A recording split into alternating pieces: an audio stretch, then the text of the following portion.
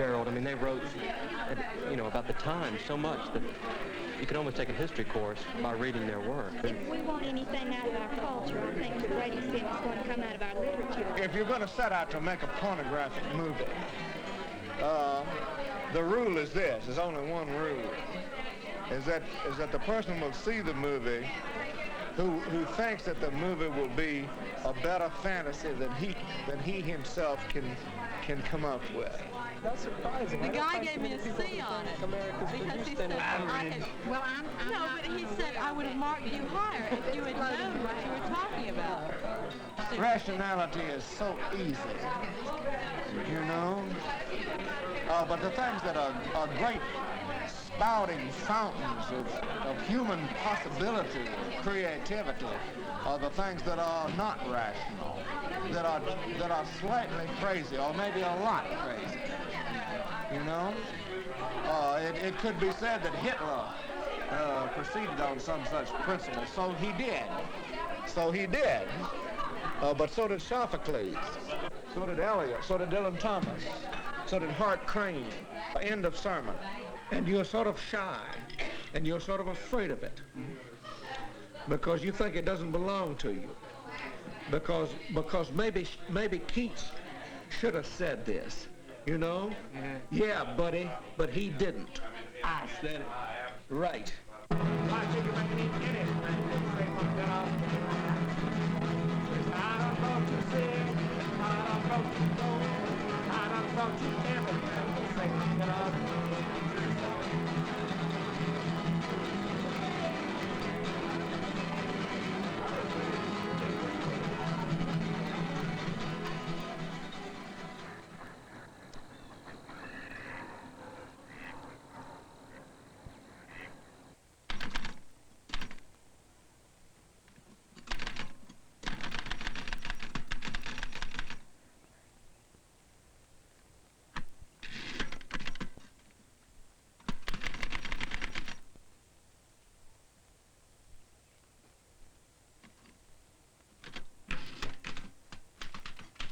I have only one rule of thumb about anything I write when I think it might be good or it might be a disaster.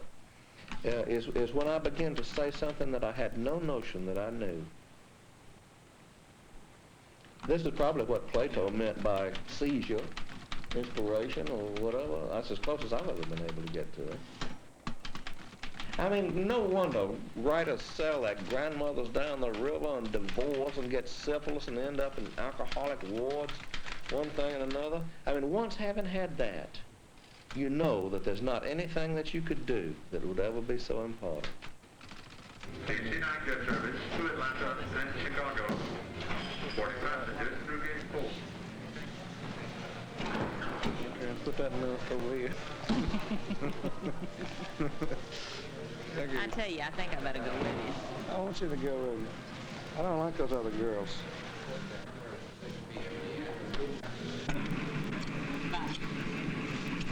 Bye, darling. Have a nice one. Yeah, the stewardess take that from me. Yes. Okay, love you. Check that you have that receipt always. That's when I should. Okay? Here, you got it? Okay. Bye, darling. To the right there, Mr. Dickey.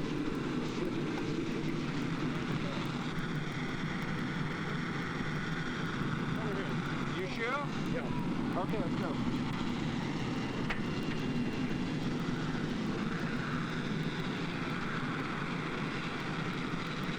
Ladies sportswear. Ladies sportswear. Well, I mean, what sports are there for ladies besides? Oh, no, I don't mean that. Ladies sportswear. Like you wear sportswear. You can wear a suit, you can wear sportswear. I sell skirts and blouses and sweaters, jumpers and things like that. Sports is a very wide category. Yeah, I can see you're not in this business. Oh, no. That'd be the first thing I'd have to say. I'm not. What do you do? I'm a writer. A writer? It's a very mysterious kind of profession. I write orders. Yeah. Different kind of writing. Yeah. What sort of writing do you do? Poetry. Poetry? Poetry. That's a different line than I'm in. Yeah. As you said to me earlier, I can see that you're not that line. You're right. You're right. Hey. Well, nice to see you. Charles Simpson, Rodney Phillips. We got it. Okay, glad to see you. There it is now. There's the old skyline of Atlanta. We have had several articles in the different newspapers around. Yeah, and I'm much obliged for you sending them along. I'll try to send all of them when I get back and when this week gets over with, if I have some more time. Very nice. Altogether on this issue and this event, I think we've had about 8 or 9 articles. And an awful lot of excitement. I've had about 50 more phone calls in the last 2 days about it.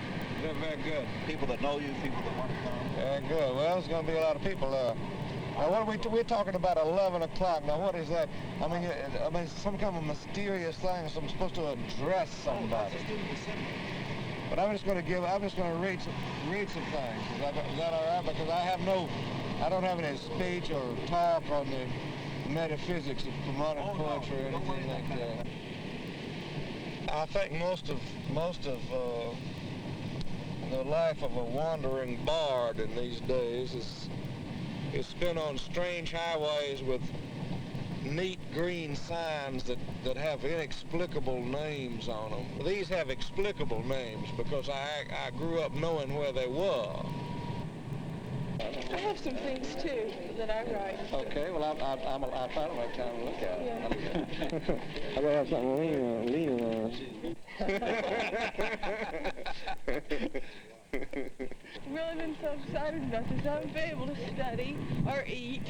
You shouldn't do the things that you usually do. When you get on a college campus, there are two groups of people that you can sort of see them separate as they're in the crowd. Backward and backward. It seemed to me as if you were simply making an attempt to go inward.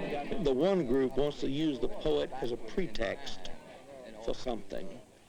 For something. It's not a whole way of life. The other are the groping kids who think that human expression is possible. I mean, you sort of naturally gravitate to one or the other. This is a very significant day in the life of DeKalb College as a cultural and literary center. It's significant because of the presence of Mr. Dickey. It's also significant because we have been recognized by both the mayor of the city of Atlanta. When I began to write poetry and sort of surreptitiously send out a poem to a journal of some sort, you know, there could have been no less promising vocation. I mean, it was so unpromising that it was ludicrous. From his furiously held lips loomed lugubriously above his head, like an empty... Among the insurance salesmen and owners of chain grocery stores, and to be an American poet, there was nothing. I mean, how absurd can you get? I mean, buddy. And the fiery golden... And you go to these schools now, and thousands of kids want to listen to what you say. Why? I mean, what have I got to say that's all that important? And he is a poet, and he is a man. And I would like to present Mr. James Dickey. And yet, the president of the school introduces you, you step up there, and you have at it. And why not? You come back to a hometown like Buckhead, years and years later. You remember what it was like then. You wonder if any of the same fellows are still around.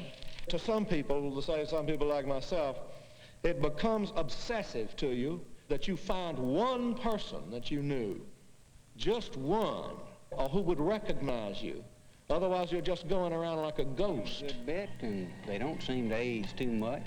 But I'm sure when someone comes up and looks at me and they haven't seen me in 20 years, they'll say, my gosh, he's really aged. They don't say that to you, but I'm thinking the same thing about it. As a matter of fact, yeah. No. So this is about that. This is called Looking for the Buckhead Boys. Some of the time going home, I go blind and can't find it. The house I lived in growing up and out the doors of high school is torn down and cleared away for further development. But that does not stop me. First in the heart of my blind spot are the Buckhead boys. If I can find them even one, I'm home. And if I can find him, catch him, in or around Buckhead, I'll never die. It's likely my youth will walk inside me like a king. First of all, going home, I must go to Winder and Roberts' drugstore. For driving through, I saw it shining, renewed in chromium, but still there. It's one of the places the Buckhead boys used to be before beer turned teenager. Tommy Nichols is not there. The drugstore is full of women made of cosmetics. Tommy Nichols has never been in such a place. He was the number 2 man on the mile relay team in his day. What day? My day. Where was I? Number 3. And there are some sunlit pictures in the Book of the Dead to prove it. The 1939 North Fulton High School Annual. Go down to Tyree's pool hall, for there was more concentration of the spirit of the Buckhead boys in there than anywhere else in the world. Do I want some shoes to walk all over Buckhead like a king nobody knows? Well, I can get them at Tyree's. It's a shoe store now. I could tell you where every spittoon ought to be standing. Charlie Gates used to say, one of these days I'm going to get myself the reputation of being the bravest man in Buckhead. I'm going in Tyree's toilet and pull down my pants and take a shit.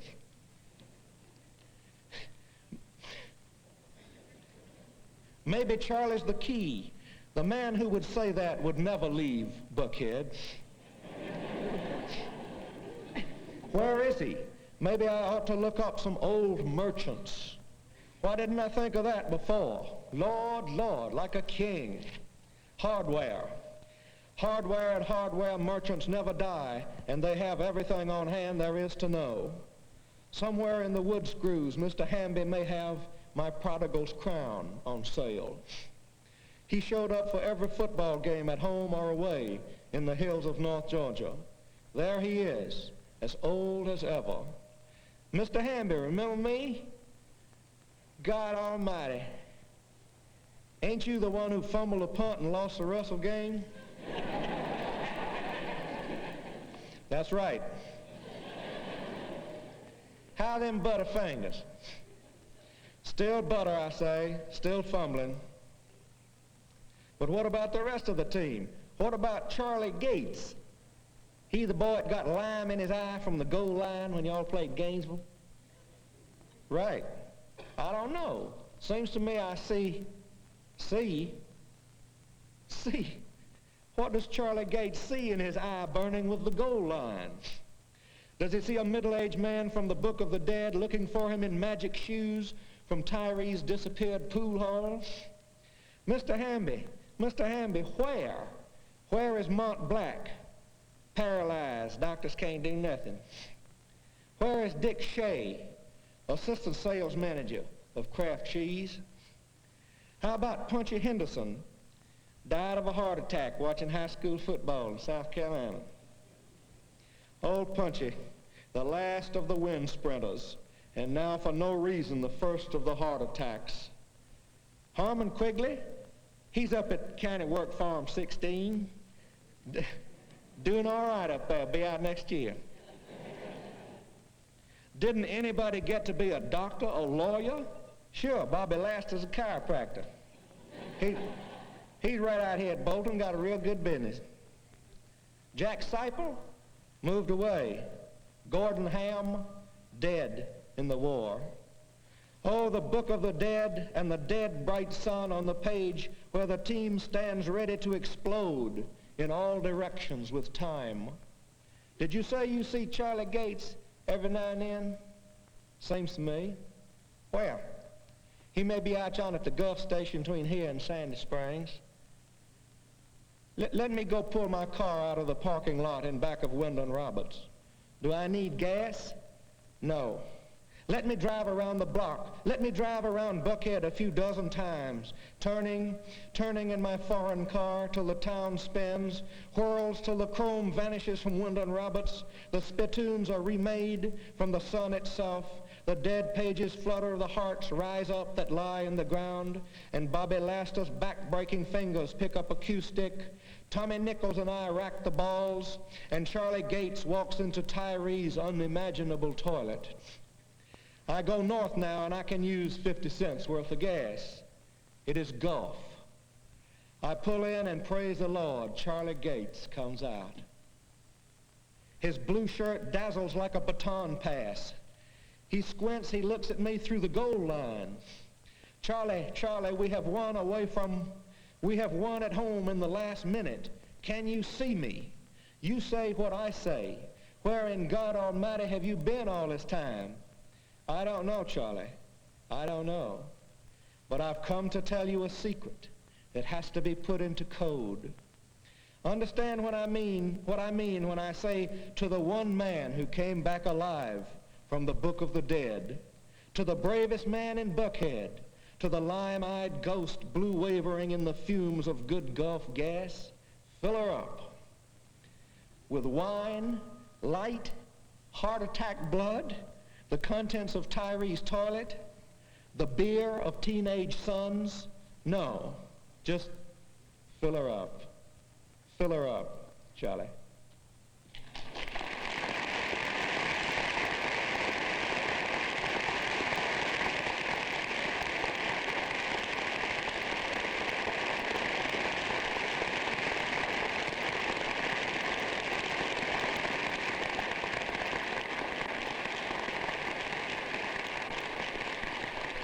The first draft to me is not sacrosanct at all. All I'm seeking from that is a possible direction.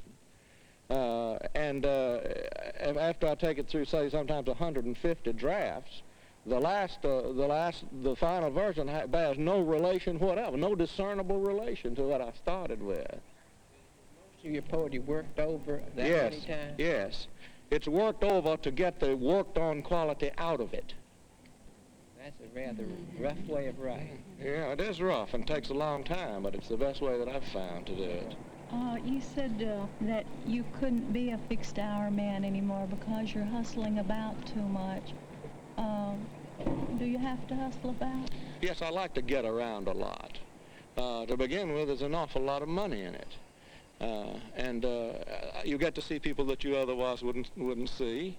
And in the back of your mind, there is the perhaps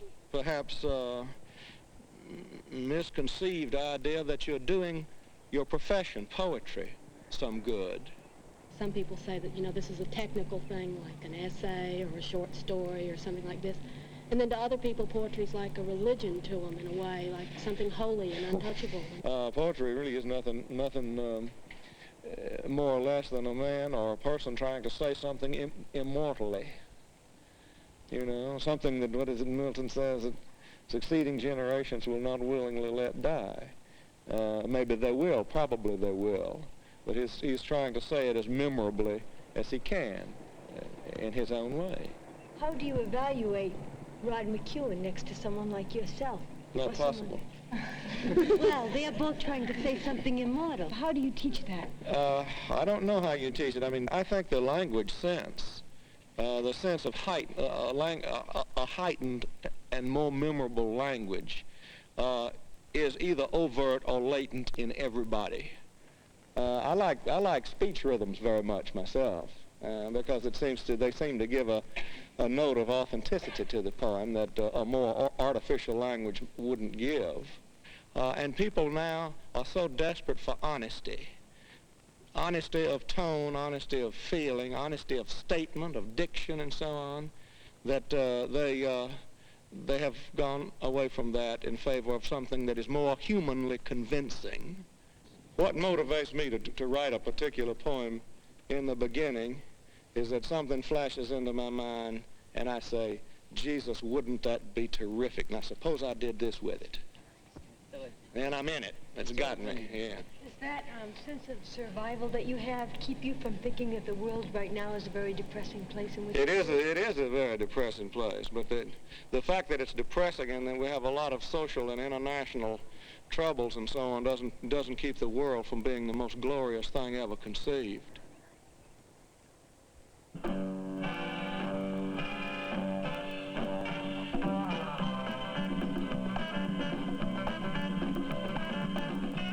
The forecast for Cape Cod and the islands from the U.S. Weather Bureau in Boston. Mostly fair today, with the temperatures in the upper 30s to the lower 40s. Fair and cold tonight. I think there are other things more important than literary excellence. The standard is what is said to be literary excellence. And I think that's a very short string. I mean, Wordsworth, for example, he's not so good, really. You know, all these great stuffed goats of English literature, Milton, you have to accord him some kind of stature. But college professors spend their lives on exegeses, or whatever the hell the word is, of Milton's prosody and so on, which is, some of it is remarkable in a way, but it doesn't matter, really. I mean, who cares about Paradise Lost? I mean, really, who cares about it? I was subjected to reading that in high school, and that was a thing that turned me off poetry. In other words, one is forced to read Milton at North Fulton County High School, you know? If they say to you, this is poetry, then you say, I can sure live without that, you know, because the world is there. I mean, the world is out there, and Milton has nothing to do with it. He's not saying anything to me. It's only an official masterpiece, and there's no greater disaster.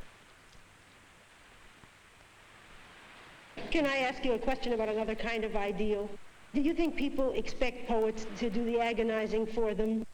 What do you think of Lenny Bruce? Why do people get satisfaction out of Dylan Thomas drinking himself to death? How do you feel about the, quote, liberated woman? Oh, my. The liberated woman. Well... Well, then how do you feel about the, unquote, liberated woman? Again, I'm not a woman. How do you feel about it? I mean, you haven't really lived in the age of the unliberated woman, where the woman was protected and, as they say, cherished. I've seen enough marriages where the woman is insisted on her individuality and refuses to do the things that women have always done because she considers that a badge of her subservience to men. The endless wrangling about who's going to cook supper and endless wrangling about money.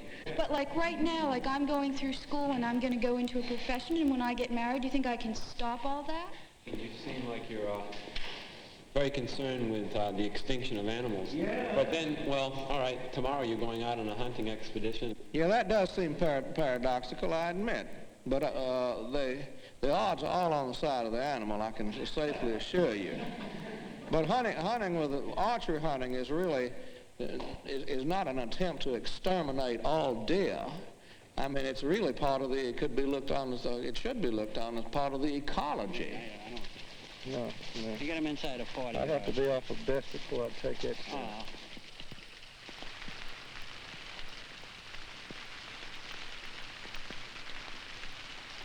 Like no other generation of men, I suppose our generation and our time is haunted by extinction. And I think we have an indication of what is quite likely to happen to us in the extinction of any animal species. Anyway, this is about that. For the last Wolverine, they will soon be down to one, but he still will be for a little while. Still will be stopping the flakes in the air with a look, surrounding himself with the silence of whitening snarls. Let him eat the last red meal of the condemned to extinction, tearing the guts from an elk. Yet that is not enough for me. I would have him eat the heart, and from it have an idea stream into his gnawing head that he no longer has a thing to lose, and so can walk out into the open in the full pale of the subarctic sun where a single spruce tree is dying higher and higher. Let him climb it with all his meanness and strength. Lord, we have come to the end of this kind of vision of heaven. As the sky breaks open its fans around him and shimmers, and into its northern gates he rises, snarling, complete, in the joy of a weasel with an elk's horned heart in his stomach, looking straight into the eternal blue where he hauls his kind. I would have it all my way. At the top of that tree I placed the New World's last eagle, hunched in mangy feathers, giving up on the theory of flight.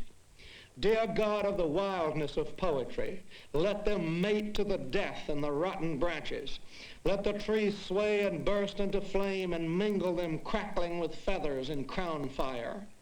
Let something come of it, something gigantic, legendary, rise beyond reason over hills of ice, screaming that it cannot die, that it has come back, this time on wings, and will spare no earthly thing, that it will hover, made purely of northern lights at dusk, and fall on men building roads, will perch on the moose's horn like a falcon riding into battle, into holy war against screaming railroad crews, will pull whole trap lines like fibers from the snow in the long-jawed night of fur trappers. But small, filthy, unwinged, you will soon be crouching alone, with maybe some dim racial notion of being the last, but none of how much your unnoticed going will mean, how much the timid poem needs the mindless explosion of your rage, the glutton's internal fire, the elk's heart in the belly sprouting wings, the pact of the blind swallowing thing with himself to eat the world and not to be driven off it until it is gone, even if it takes forever. I take you as you are and make of you what I will, skunk bear, carcajou, bloodthirsty non-survivor. Lord, let me die, but not die out.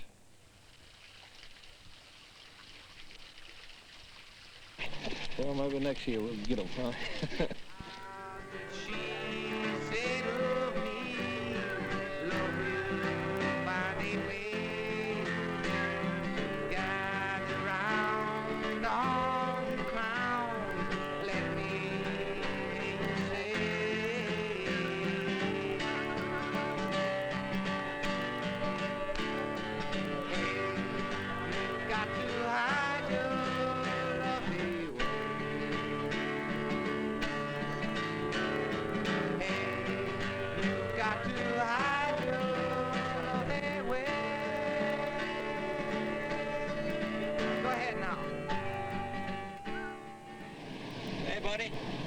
You don't sound like you're from New York.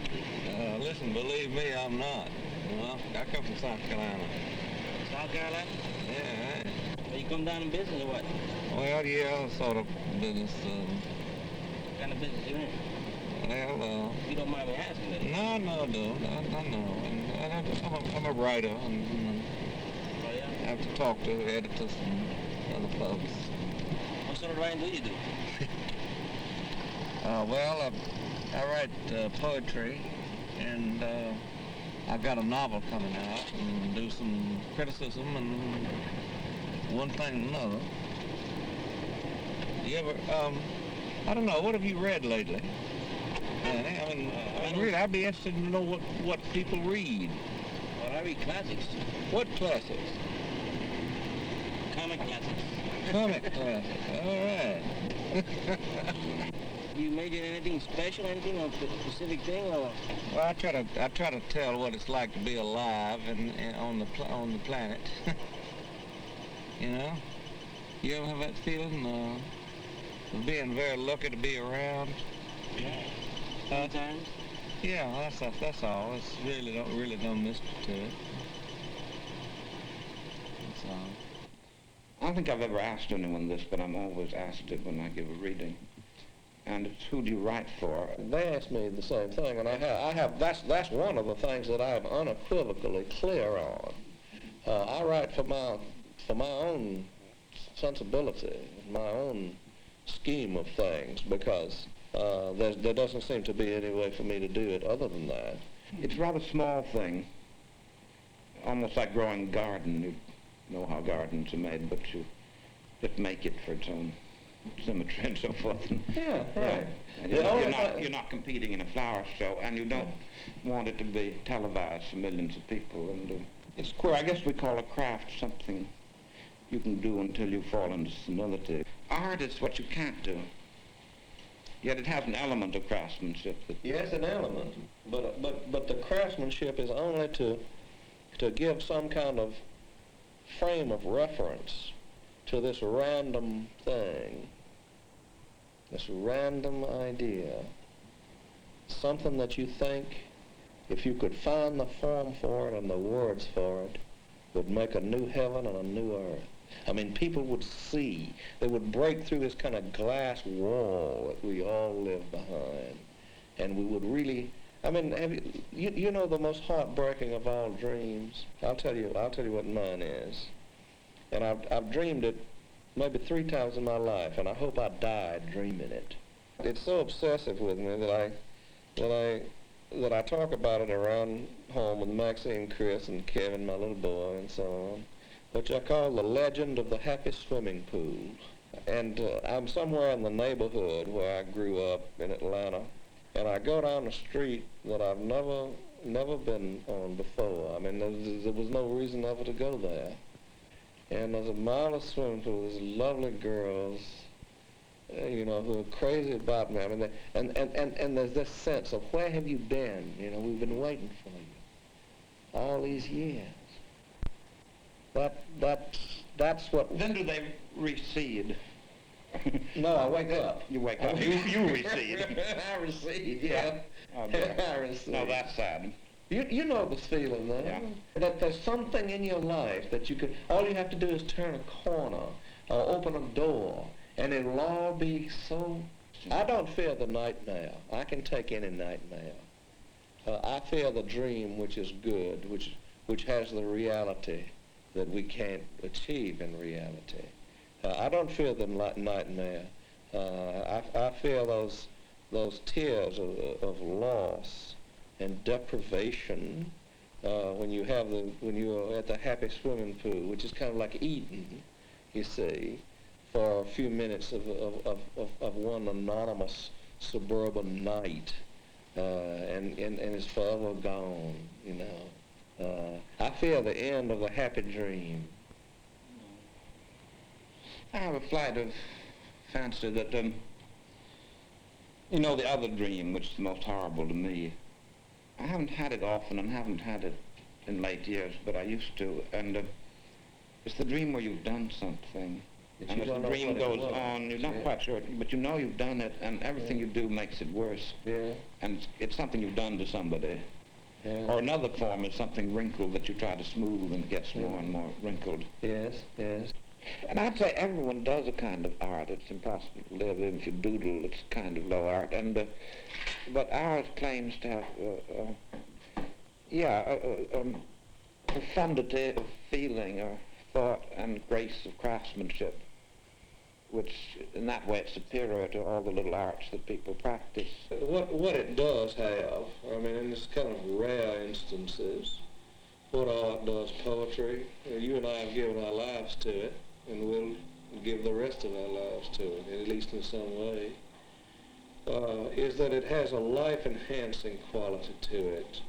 It makes the terror more terrible, and the love more love, and it essentially operates in the realm of values, what one puts store by. If it hadn't been for poetry, I'd have been a high school football coach in South Carolina. I feel the same way. It's been my vocation and love. A silly thing just went through my mind as we're talking. Miserable the man who's never tried to write a Bach fugue. Yes, it did.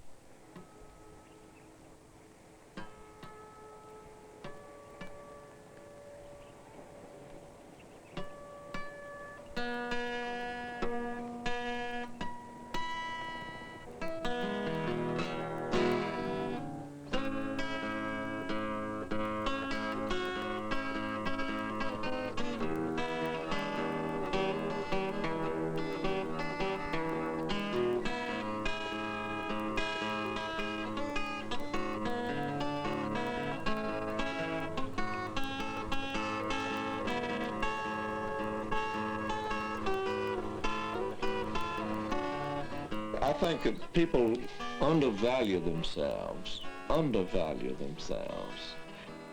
There's no glory. That's a word that people would rather die than utter. Is glorious, you know, or splendor. Splendor. Who has ever seen any splendor, really? You know, one must minimize. We sort of belong to the all-come-off-it generation, you know. If you said, I walked out and I looked at the sun coming up, and it just came, it was inevitable, you know. Yeah, your buddy would probably say to you, oh, come off it. What's the matter with you? Well, I don't want to come off it, I want to get on it. Really.